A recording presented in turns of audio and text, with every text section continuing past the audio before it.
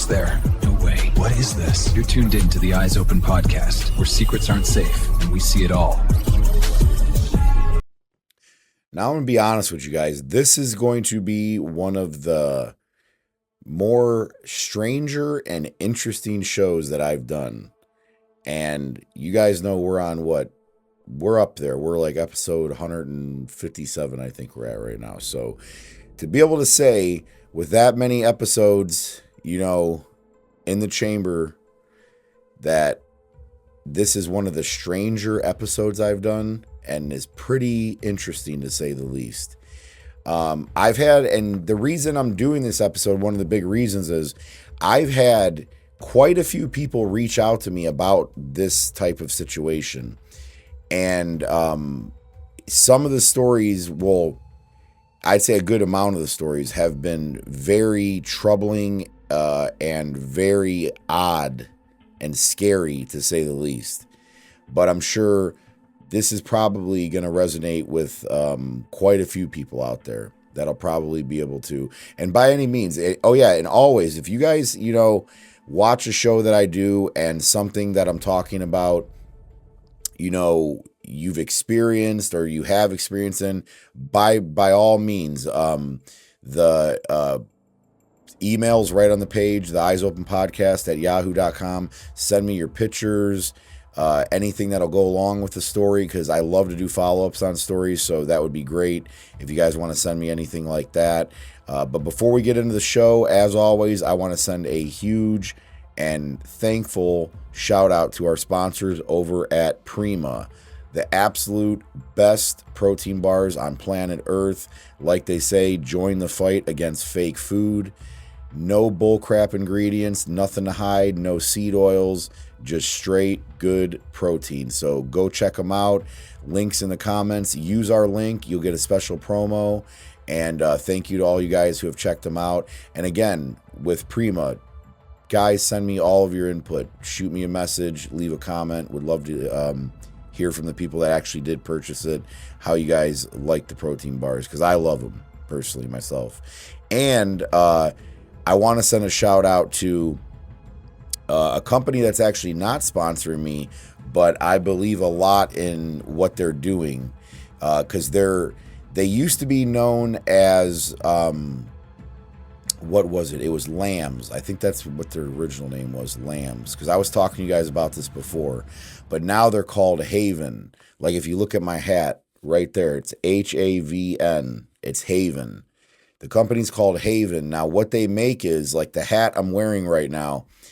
It's like a silver lined. I'm pretty sure that's what it is. It's like a silver lining they put in these hats. Okay, they block EMFs. Like if you put your phone in these hats or in the beanies. I've done it with the beanies I have from when they were actually Lambs. I've done them with the hats. Now they even have like bed sheets out there that block EMF, which is pretty cool. So these hats, I highly recommend them. I've noticed a difference since I wear their products, that it does seem different. Like, you know, it's blocking something. I feel a little more clarity. You know, it seems like you're firing on more, you know, cylinders mentally in a sense. But yeah, I definitely recommend them. Check them out. I don't have the exact link, but if you guys go check them out, it's called Haven, Havn. Because like I said, it's not even about just those that sponsor the show. I would love for them to sponsor the show. So if anybody with Havens out there sees the show, if you guys want to sponsor us, we would, you know, love to have you guys as a sponsor. But like I said, I will put products out there if they're good, whether they sponsor us or not. I believe in just putting stuff that helps good health for the general population out there. If there's something I come across, they don't have to necessarily sponsor me for me to bring them up.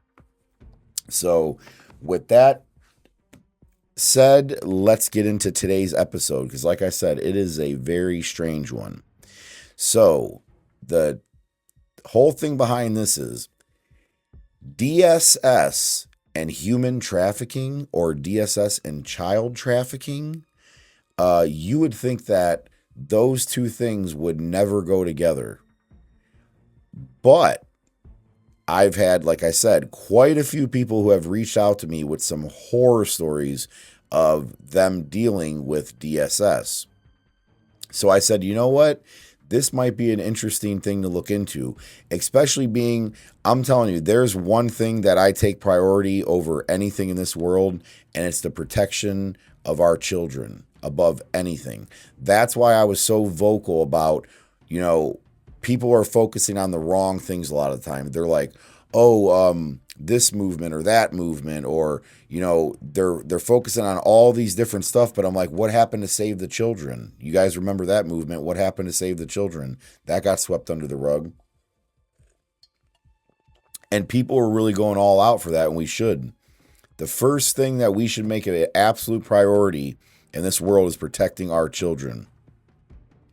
And when I started to investigate this, I was blown away at what I'd found. Now, I remember I had spoke about one of the people I'm going to speak about on the show, a senator. I spoke about her before, and a lot of you know about her. But it had to do with another show that I was doing. So I said, you know what? I'm going to do an actual show about this because it's insane, like the what I had uncovered when I researched for the show. So pretty much what the claim is, and I'm the type of person, people know me, I'm not left, I'm not right, I'm in the middle. And that's the way journalism should be. That's what journalism is missing nowadays. People are biased, okay? They're either, for one person or against one person. No matter who I'm interviewing, even if I don't agree with that person, like if I'm interviewing a person or if I'm reporting on a story, even if I'm against that person, I will let the facts speak for themselves. That's it. That's what should be done. It should be like, in a sense, this is the best way I can put this. We don't want people to be robots, but in a sense, journalists should be like robots. Like they should just, here's the information, spitting it out. You guys make up your own mind. But nowadays, it's like there's agendas being pushed. They want you to form the opinion for you. At the Eyes Open podcast, we don't do that. We don't form opinions for you. We simply just bring you what we found, and then you guys can, make up your own mind and decide what you think about what's going on. And an accusation like Department of Social Services, or in some cases, some places they call it CPS, Child Protective Services, to have an allegation that these agencies that are supposed to be designed to help children are actually trafficking children. It's very, very insane to say, because it's the opposite of what that agency is supposed to be doing, right? So it's something that blows your mind when you think about it. But what I'm going to do is I'm going to pull up a few points here I wanted to talk about. So as I researched for this particular story, I came upon a few things that were pretty troubling. Now, one of the first things I came upon was, I'm going to put her picture up here because this really kind of, sets the tone for this whole thing. Now, for the people that don't know who this person is, there's a person I'm going to put up on the screen, okay? Two-time Georgia Senator Nancy Schaefer fought to expose corruption in Child Protective Services. So that would be, like I said, they call it DSS, CPS, so that would be CPS, Child Protective Services, calling their work legal kidnapping. She and her husband were murder/suicided with subsequent full cover-up. She will not be forgotten, okay? And she absolutely won't be, because when I went into the crime scene analysis of what had actually had happened, it's very, very suspect to say the least. And the fact that if you look into the case of what she was doing, now I'll pull up here, it's the timing is beyond weird. Okay. So it's like, it's either, and I'm sorry, I've said this a lot of times in the show, I don't believe in coincidences. A lot of times there's just too many coincidences happening all around us. I personally don't believe in coincidences. So I'm going to put this fact up here from what ChatGPT pulled up for me. So who she was, okay, and this is a fact. former Georgia state senator from 2004 to 2008, vocal critic of Child Protective Services, wrote a report titled The Corrupt Business of Child Protective Services. In that report, she claimed CPS lacked accountability, families were sometimes separated unnecessarily, and financial incentives existed within the system. That one right there is the most troubling and scary to me, because if that's true, that blows the whole case of this wide open. And like I'd said, the people who had, contacted me into the show with their stories when they have how they have dealt with DSS personally was very, very troubling from what I had heard. Now, of course, I'm sure there's going to be people out there that, are bad parents and they're just going to paint it as they're being railroaded. That's always going to happen. But some of these, the evidence that they're presenting is looking pretty crazy, like I said, to say the least. Now, another thing, so that's what led me down this rabbit hole from there, is when I heard about, there's essentially incentive programs, okay, for them removing children from households. Because I'm like, if that's true, that's insane, okay? That right there, to me, is a smoking gun. So I go research and let's see what, ChatGPT had to say about it, if there's any validity to this at all. So I'll pull it up right here, official government policy. Okay, so this is a key document. It says, the federal government, through U.S. Department of Health and Human Services, created a program called Adoption Incentive Program, 1997 Adoption and Safe Families Act. What it actually says, that states can receive up to $4,000 per child adopted. That's an incentive. And up to $6,000 for children labeled special needs. This is directly documented in federal policy. States earn bonus payments up to $4,000 each and up to $6,000 for special needs, and confirmed in congressional reports. States earn federal incentive payments when they increase adoptions. Okay? That is ripe for corruption. So essentially, to bring people up to speed here to what that's saying is, there's people that are being financially incentivized to remove children from households and put them into the adoption programs. Now, mind you, some of the biggest, like the statistics, if you look it up, okay, some of the biggest statistics show that kids that end up in the streets, whether they're, prostitutes that end up in the streets or trafficked in the streets in that type of sense, they started out in the foster care system. Now, I know some people that came out of those systems, and the foster care system is definitely nightmarish from the stories I've heard from that alone, from accounts from people that have actually been through it. So there's some other things here that was just very troubling that I had read. Now, this one comes from Google AI, what it had brought up on it. And see, with these type of things, like I said, I want to cover bases. I want to see what all these different types of, news reporting saying about this, what AI says about it. I just want to see, I want to see what everybody's got to say about it. And like I said, there might be some people that are watching the show that have personally witnessed stuff or personally had stuff happen. I would love to hear your guys' stories as well.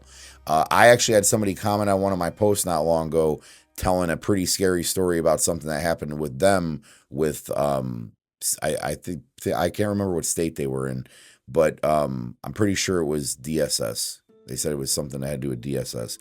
But I'm going to pull this up on screen, and this is very interesting.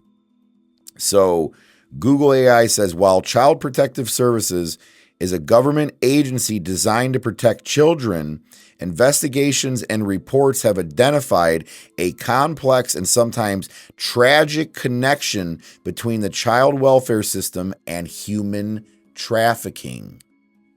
What? High vulnerability of children in care, disappropriational risk. Estimates suggest that up to 60% of child sex trafficking victims in the U.S. have a history in the foster care or child welfare system. That's exactly what I was just telling you guys. That is insane. That is an insane number.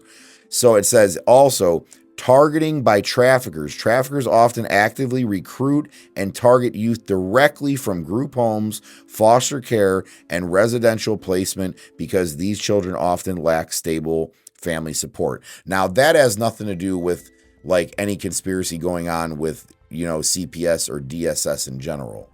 That's just, sick street people that are going to take advantage of the system. But like I said, there's things to say on the other side that there's actually some type of conspiracy going on with incentive programs within this DSS, CPS types, structure. And I also want to put out there, just so you guys understand, this is one of those shows, and I've told you, I will say this on certain occasions so people know I am in a great place in my life. I would never harm myself. So me reporting on this alone, it's a little disturbing being that what had happened with that senator. So if anything ever happens to me, guys, after I reported on this, you guys will better, I hope you guys will look into it, because like I'd said, I definitely am in a very good place in my life. I'm a very happy person. So yeah, if I report on something like this, something happens to me, you guys will know pretty much where to look. But here's another thing that I found. So I started looking into news reports and stuff like that. Here's another thing I'm going to pull up. And to show this is just one incident. So we're not going to say that, honestly, I would imagine that these types of people would actively seek this type of employment. Okay, because there's a lot of sick people out there that would, for example, go to be a teacher in a school. We hear about that all the time. So they'd go be a teacher in a school, or they'd go and work for CPS, or they would do these types of things so they can be around children, which is very scary and very troubling. So this right here was a news report I want to pull up from. This was actually, oh, wow. So this is recent too. This is February 5th of 2026. So if you look, former Texas Department of Family and Protective Services employee accused of child trafficking. This is insane. Like I told you, when I started to research this, because I kept getting the reports about this stuff, I'm like, this is insane.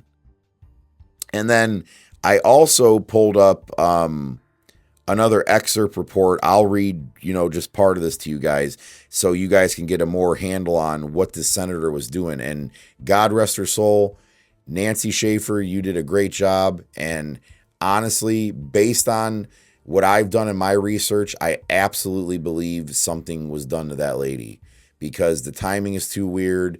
The crime scene analysis, if you go look into it, something's very off about that whole situation. So I'm going to pull this up on the screen. Now, the lettering's kind of smaller on this, but I'll read it off to you guys. So, report on Child Protective Services by U.S. Senator Nancy Schaefer.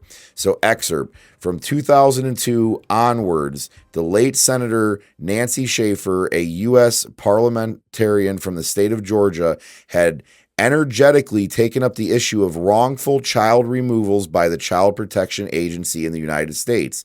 In this report written in 2007, when she was still senator, she says, throughout this case and through the process of dealing with multiple other mismanaged case of Georgia Child Protection Agency, I've worked with other desperate parents and children across the state because they have no rights and no one with whom to turn. I've witnessed ruthless behavior from many caseworkers, social workers, investigators, lawyers, judges, therapists, and others, such as those who pick up, put in quotations, pick up the children.